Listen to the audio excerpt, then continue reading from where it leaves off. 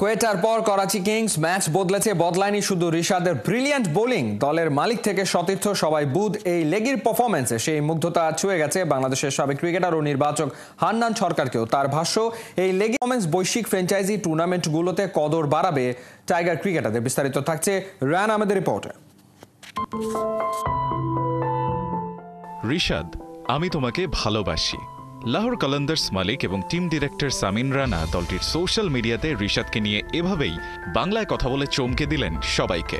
জবাবে মুখে হাসি নিয়ে ব্যাপারটি যে তার পছন্দ হয়েছে তা হাতের ইশারায় জানিয়ে দিলেন বাংলাদেশি এই লেগ স্পিনার। টিমমেটদের সবাই তখন তার জন্যে বাজাচ্ছিলেন তালি।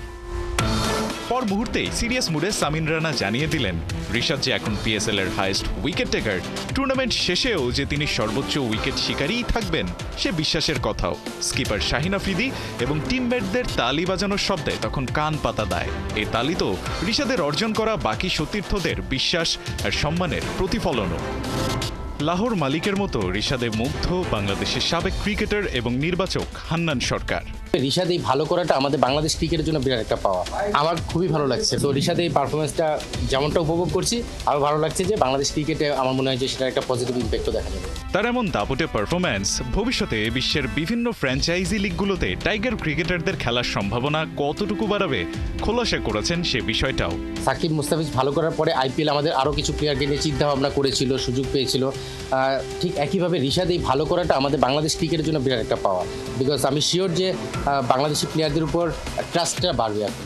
মানে আমাদের রিশাদের এই পারফরমেন্সটা নিশ্চিতভাবেই পিএসএল এই টুর্নামেন্টে বা যে কোনো ফ্র্যাঞ্চাইজি টুর্নামেন্টে অন্য ফ্র্যাঞ্চাইজিগুলো এখন চিন্তা করবে বাংলাদেশি প্লেয়ারদের দিকে তাকানো যায়, তাদেরকে পিক করা যায়। কোয়েটা গ্ল্যাডিয়েটার্সের পর করাচি কিংসকে ঘুরিয়ে দেওয়ার পেছনে আরেকবার যে হাত আছে বাংলাদেশি এই লেগ স্পিনারের। তার স্পিন বিষে নীল হয়েই তো তাসের ঘরের মতো ভেঙে পড়েছে করাচির ব্যাটিং লাইন আপ। ওই ম্যাচে ২৬ রানে ৩ উইকেট নিয়ে বনে গেছেন টুর্নামেন্টের সর্বোচ্চ উইকেট টেকার।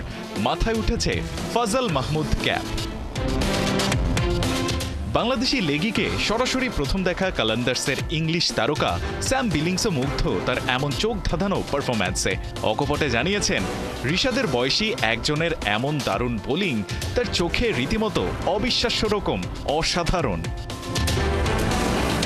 সব মিলিয়ে টাইগার এই লেগি পিএসএল এর শুরুটা যেভাবে করেছেন তার ধারাবাহিকতা ধরে রাখতে পারলে শুধু সতীর্থ কিংবা ফ্র্যাঞ্চাইজি মালিক না, টুর্নামেন্ট শেষ হওয়া অবধি গোটা পাকিস্তানের ক্রিকেট প্রেমীদেরও মন যে তিনি জয় করে ফেলবেন তা হয়তো বলাই যায়।